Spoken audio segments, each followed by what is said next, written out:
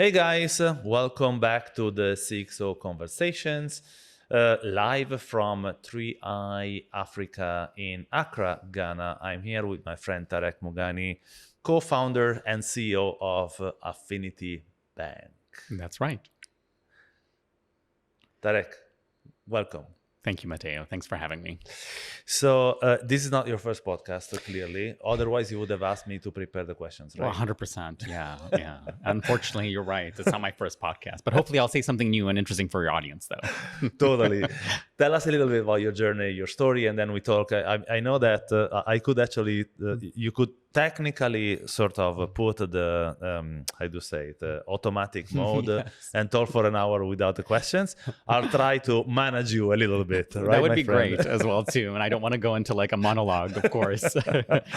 So my name is Tarek Mougani. I'm the founder of Affinity. We are the first digital bank in Ghana. And the first, probably, I would say, digital bank that's built specifically for the African demographic as well, too. So we're on a mission to bank the mass market, basically, on the continent. We got our banking license in 2022, the first time in 15 years, first license in 15 years in Ghana. We launched about a year and a half ago. We're at 135,000 customers now, completely organically. And last year, we did about $160 million worth of deposits and about $20 million worth of loans as well, too. We provide savings accounts to our customers. It's fully integrated into payments, so mobile money and banking and bank transfers. On top of that, we provide three types of loans, from short-term instant loans to longer-term asset financing and growth capital to small businesses, so up to $50,000 at the moment. Great. So that's the now. But I'm Yes. interested about how did you get to the now? I mean, what have you done before? Background, a couple of interesting stories to share. Many things. And you're in Ghana here, and this is a country that's notorious for our side hustles, by the way. I'm sure everyone in the room will know that, So I'm from Ghana. I'm fourth generation Ghanaian. My heritage is Lebanese. I grew up in a town called Kumasi, a city. Back then in the 80s, There's a university in Kumasi, There right? is a very famous one, and specifically for artists and engineers, called CanUSD. It's quite spectacular. It's not too far away from where I lived, and actually my mom sponsored a lot of PhD students. I didn't even know what a PhD was, but with hindsight, it was actually her influence that led me to get one. But this accent, what does it? International school. So I left I left Ghana when I was 12. I was sent to the UK. Very lucky because my parents were the first in our family to go to university. They worked very hard as entrepreneurs. They shipped us off to the UK. I did my undergrad at Imperial College as an engineer. And Imperial just opened a hub here in Ghana as well, too, which is fantastic. And then did my PhD in physics as a physicist afterwards at Cambridge. And I taught for a couple of years. So I actually started my career as an academic. And it wasn't an academic sitting in the classroom kind of teaching. I mean, there was a bit of that, but I was actually building. So in the late 90s, early 2000s, I was building 3D printers and specifically for electroceramics. So for high temperature superconductors, MRI scanners and stuff. So it was tech, but it was like hard tech, not like the soft tech that I'm working in now.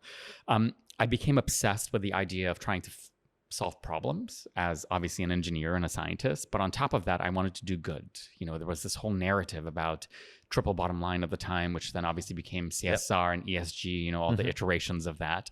And I was influenced by some students that I was living with at the time that were studying international relations and international development. Then I became obsessed with the idea of money flows and money movement, in particular investing in Africa, and what financial flows can have in terms of an impact for socioeconomic growth.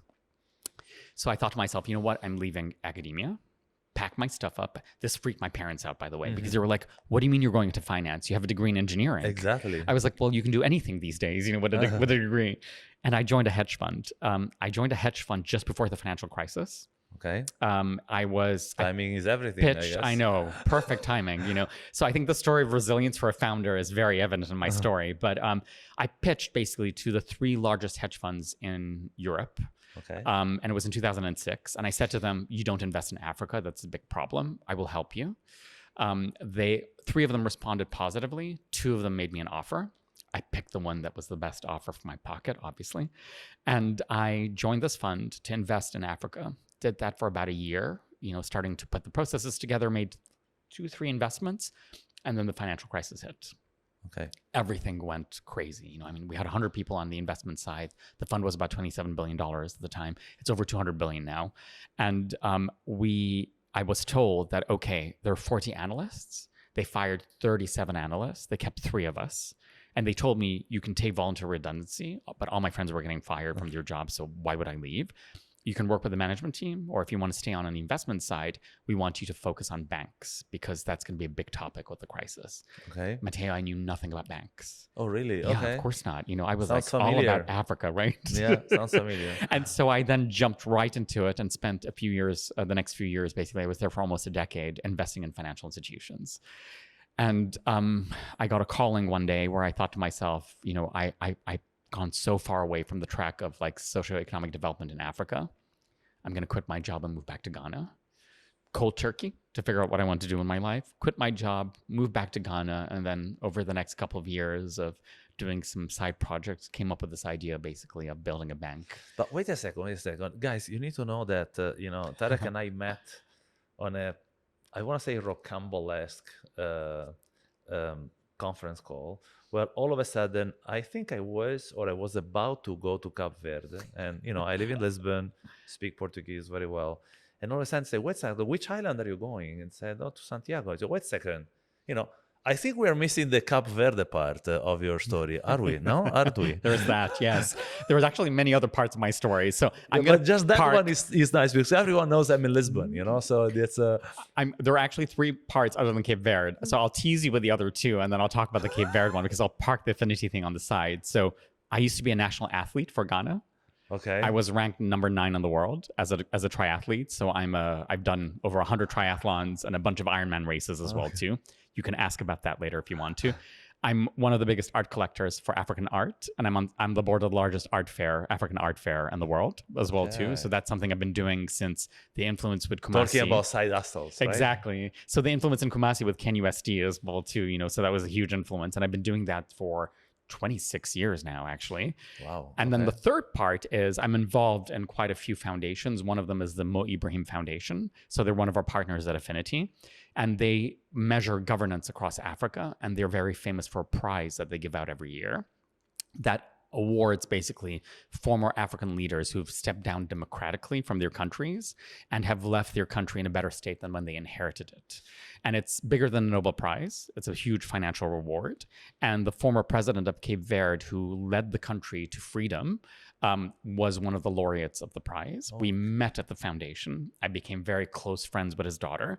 I hosted an event for them here in Ghana where he confessed that he was a Ghanaian citizen at one point because Kwame Nkrumah, who taught these Lusophone countries how to fight against colonial power, he actually brought them to Ghana, gave them Ghanaian citizenship. And it was this beautiful story that we heard. And he looked at me and he said, would you mind being the consulate for Cape Verde in Ghana? And of course, when you get asked something like that, you can't say no. So I was acting consulate for about 5 years, which was my Cape Verde connection. Yeah. So that's how the story came about. It was just completely random. So, okay, now let's move. And, you know, this looks like a perfect 6 or 7 chapters of a biography, super interesting that anyone would read. But let's start by the moment you started building, okay? Out of a need, out of a business idea, out of, hey, you know, there is Revolut, there is Wise, there is Number 26, there is Konto, and there is rather nothing in Africa. Maybe at the sort of crossroads where regulators started to understand what an actual digital bank is. That was the moment? What's the genesis of it? It wasn't actually, and you'll laugh at this, because when I started this journey, before we got our license, which was 4 years ago now, Monzo, Revolut, none of those guys existed. And what was very interesting is I was looking at banking in the context of Africa, and in particular Ghana. I'm going to talk on behalf of Ghana, but the same kind of takeaways go elsewhere, right? Where 60% of adults don't have bank accounts. They might have mobile money, but most people use cash. Even till this date, you know, 90% of transactions are cash-based, right?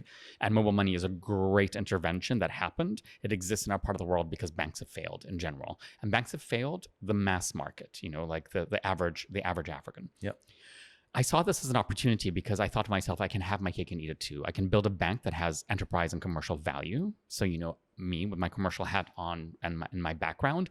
But on top of that, the consequences and the output of what we do have a social impact. Because you're basically bringing somebody into formal financial services. You're helping them save with the right interest rates. You're unlocking capital for them to grow, for them to employ people. for them to increase revenue, to pay taxes. That builds more resilient governments as well too. There's a whole ecosystem that can come around, financial services and financial inclusion flourishing. The solution behind it and how to solve for this problem was trying to understand why banks failed at it. That was the first step. So I literally went for months into microfinance institutions, trying to apply for loans and open bank accounts, going into the big banks, interviewing MDs, and I realized that the development and the framework, in particular around risk and compliance, was all developed in the global north, and it was replicated in our part of the world. So you walk in, if you want to open a bank account, not even a loan, you're giving money to the institution. The first thing you have to do is show a pay slip. 78% of Ghanaians don't have a pay slip. They're street hawkers. They might be running like a shop in Makala Market and it's unregistered, and they're living off of proceeds from their business and it's conflated. Personal and business are on one, right? So automatically you're alienating the majority of the population there. You have to have a verifiable address. We have a better address system, but 10 years ago we didn't. This is before Ghana Post. There are all these requirements that have naturally failed. And it's not because our customers are risky. A majority of them are not money laundering or doing anything like that, but by default, they've been designed out of a formal system. So the solution at the end of it is, guess what? Technology, right? You can use tech as a way of solving these intrinsic problems. So that's where the idea started. And I remember a story that made me laugh. A couple of years ago, I was in France, we were closing our seed round. And I caught up with an investor who was based here at the time, a large DFI. And I said, hey, I'm in Paris. If you're around, let's catch up. We haven't seen each other in a while.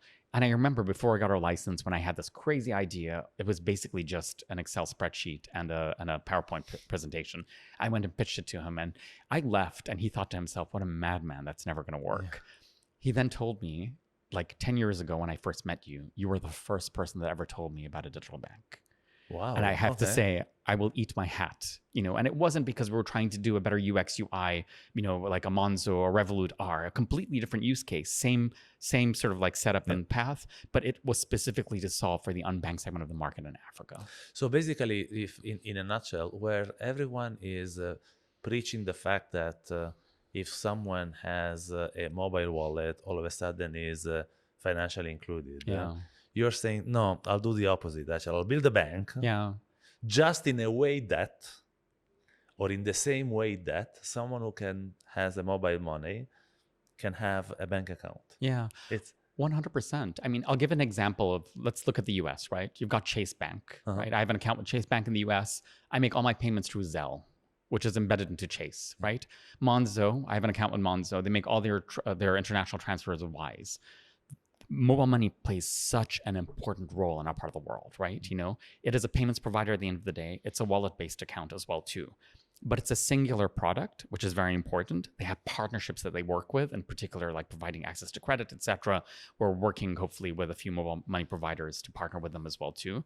But the key difference between what we provide basically and a mobile wallet platform is we have a richer product because our license allows us to have that. We have savings accounts. We have investment products as well too that we hold because we have a balance sheet and we can provide direct access to credit off of our platform. We do payments. You can do bill top-ups. You can do mobile money transfers. We don't do it ourselves. We partner with others to do it, but we're basically an ecosystem. We bring everything together. And as a result, basically it's a richer and deeper product. The other limitations that we don't have versus mobile wallets is we don't have maximum wallet sizes. We don't have caps on transaction limits as well too, because those are how payments platforms are regulated. As a bank, basically, you can hold as many deposits or savings with us. We can lend, up to 1 million CDs if we wanted to, as opposed to the shorter term financing that mobile money providers do. And that was the organizing idea and the thesis behind it. We wanted to create a richer product by having the balance sheet and then partnering with all the ecosystem enablers that we need to be successful. Tell me something, and how do you think banks sees Affinity today? Right? It's like because and I'm pretty sure that you have enough, let's say, Western influence and financial life to see that I don't know. Revolut, I think, is not even 10 years old. Yeah. When Revolut actually came to the market, banks actually sort of overlooked, right? Is that the same here? And I would say it's slightly different with Revolut. I think Monzo is probably an example because they went straight in with a bank account and they were taking market share from others, right? Yeah. Revolut, especially in the context of the UK, they came in as an EMI Plus, they provider. just got the license. They just got the license. So now it's different, right? Now it's different. Yeah. But also, let's not forget, like Revolut became famous because it was very easy to trade crypto on their platform. 70% of the revenue was crypto, right? That's sort of what made them famous. And then the UX UI was so simple. You could split your bills. Like I think everyone pretty much, I think the majority of the population in Ireland uses Revolut now as well too. And I know that's one of their headquarters as well too. The use case for us is very different, and I made this comment on the panel yesterday. The case of Monzo, the bank rate in the UK is 98%. Monzo users, I'm a Monzo user. It's not my primary bank account in the UK. I move money from my main bank account to Monzo when I travel because it's easier. Yeah. If anything locks up, I can do a video selfie and unlock my account for compliance. My main bank, if I make a transaction in Ghana, they freak out like somebody stole my card, right? Totally. But I use my main bank, my salary goes into my main bank account as well too. So for digital banks in the global north, the average primary bank account user is 17%, which means the majority of people, it's your secondary bank account like myself as well too. The case for us, it's almost 90%. And it's not because we're trying to convince someone to switch from a main bank account to others. Because they didn't have one before you. Exactly. Yeah, so the reason I say this is because we're not a threat. We're growing the pie. We are targeting making the pie bigger. 100%, totally. And we're targeting a segment of the market.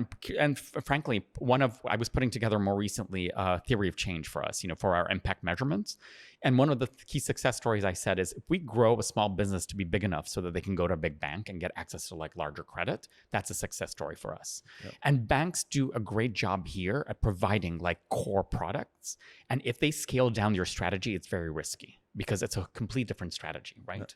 And we've seen examples of this. In Ghana, it happened in the early 2010s when big banks tried to pivot and do SME lending and applying the exact same framework to smaller loans. Very difficult. There was a huge burnout that happened. Yeah. And we've seen it actually in Europe as well too. Like RBS saw a lot of digital banks as a threat. They tried to build their own and it didn't work, because completely different culture. Yeah. They then created their own subsidiary as well too. Separate CEO, separate license, separate everything as well. So it's a completely different culture, a different thing. And we don't in fact, actually we partner with the banks. We have 3 partner banks in Ghana. What's the plan, Tarek? I mean, how much % of the Ghanaian market you want to get before you get abroad, or you're already thinking of, going in multiple countries with, probably you could do Rwanda already, the Rwanda exactly. Ghana bridge, maybe, maybe the Kenyan one too, because it's part of, what we are trying to enable. But what's the plan? I mean, those are both great markets that we're obviously taking a look at. So the plan ultimately is international expansion and across the African continent because we're Affinity Africa. Yeah. So that's 100% the plan. I'll answer the question depending on what hat I wear. Mm-hmm. If I wear an operator hat, I would say let's just focus on Ghana because there's still a lot that we can do here, right? We 80% of the market unbanked. I mean, it's huge, right? Yeah. And we have 135,000 customers, as I said, organically in 18 months, which is great. We're going to launch a national campaign in the next 2 months. So for the first time, we'll have, a campaign that goes across like Ghana, which is great. Mm-hmm. So there's a lot of work to do in Ghana already. So if I had just my operator hat on, I would say, let's just focus on Ghana for now. But luckily, I'm also a shareholder of the business, and I need to think also long-term what we want to do. And we are beginning to consider basically international expansion. Thankfully, and thanks to the hard work that the team has done and from the testimonies of our customers as well too, our NPS is 72, so obviously unheard of. We have had a few big wins. So we were CB Insights 100 last year. We were this year Fast Company as well too, which is great. I think there are only 2 African companies in both those lists as well. And then more recently, we won the first prize at the Alliance for Financial Inclusion, which all the governors from all the central banks around the world were judges for. So we've had naturally a lot of interest from other regulators saying, would you consider? And we're beginning to think through that process. And of course, what the capital requirements are to expand into those territories. And how do you think, because do you feel like you need to start over again if you go to a country that does not, because that's the beauty, when Revolut opens up in Italy, they just basically open a very nice office in Duomo di Milano and they are on, right? Today with the license they just got in France. Yeah. Okay. Here is a slightly more complicated. the plan is partner first and licensing after, the way the transfer wise back when it was still transfer I would do? I think the ideal strategy is you get the license first. So it's because it's slightly different with us. And the infrastructure in our part of the world is quite nascent, right? So, we have to go in and we have to build and we have to be digital because the infrastructure layer is not quite there yet. Also a huge opportunity as well too, of course. And the way I kind of look at it is I hope the growth international expansion is not, the go-to-market is a lot shorter than what we went through in Ghana, and it will be. Licensing, we have traction now, we have results, so we can show what we have achieved and the success that we've had in Ghana, which hopefully will help align basically our stakeholders and make it much easier to and we're beginning already to see that. So a lot of what we're exploring right now is actually country-led coming to us and saying, we want you in our country. The second thing, which is a huge win for us, is we've already built our products. So, we've been building for 4.5 years. We've had several iterations, in particular for our retail product as well too. We just launched business banking a month ago. We launched on the 1st of April. We have just shy of 400 SME businesses on there, again, through word of mouth, which is great. So, we've built our product, so we don't have to go through that process again. So it's really about introducing the product, doing the execution as well too on the ground. And we've learned from our mistakes over the last 4 or 5 years as well. It's going to be amazing to see two things. One, I know you're fundraising currently, which is your second round. So we've already closed. So we're gonna. Wow. We've closed. We closed it a while ago. Yeah. I lost the memo. So then we can announce it, right? So no. Okay. It was. We will go out eventually. Once we figure out our international strategy, we will go out and fundraise as well too. Yeah. But we're not officially fundraising right now. Yeah. There you go. So, but what I am sure we're going to do is that. We are probably going to keep track, in the different footprint events. Certainly on the next edition of Andrea, and I'm pretty sure that our next conversation will be kind of very different because your trajectory is truly exponential. Thank you. So we're gonna pinky promise on that, right? And totally. Then I have a question to ask you. So when we next have this conversation, what timeline are we giving ourselves? Because I need my KPIs to meet.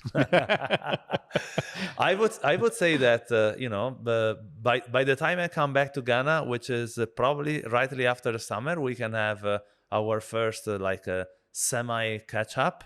And 3i 2027. That's it. Okay, great. There'll be a big announcement. Big announcement. Fantastic. Okay. We're gonna pinky promise. 100%. Pinky promise. I've got a question to ask you, if you don't mind. Go ahead. You are like an international man of mystery. You speak French. You live in Lisbon. You're Italian. Everyone knows you as well too. Every single person I try to introduce you to already knows you as well too. I know, it's frustrating. What is your origin story? Well, the thing is that it's very weirdly, and we have a lot in common. I started at Swift without knowing anything about financial services, and I stayed 13 years. I started venture capital 13 years ago without knowing anything about venture capital. And then I started realizing that the assets that I built in that 16, 17 years were useful for something. So created, a fintech consultancy absorbed by GFTN. But literally, I have the bank regulators background and network, together with the investors network, together with the donors fintech startups network, in easily at least 2 continents, so Europe and Africa, super sort of deep. But then I come to work for a Singaporean company. So all of a sudden Asia came in. So and I'm a language freak.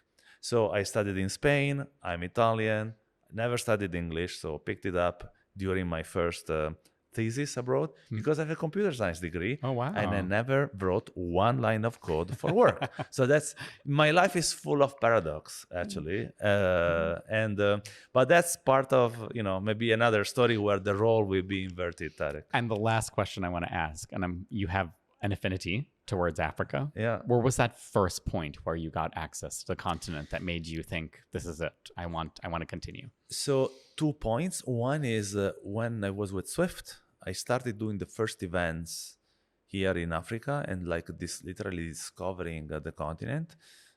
South Africa, Durban first, I remember, and then Egypt. and then slowly start, speaking to a bunch of conferences. But then we got a grant from both Omidyar Network and the Gates Foundation in 2016, 10 years ago, which was the year in which the Singapore FinTech Festival started as well, to start developing fintech ecosystems in Africa. So we sort of gave birth together with Segun Aina to the Africa FinTech Network. That's amazing.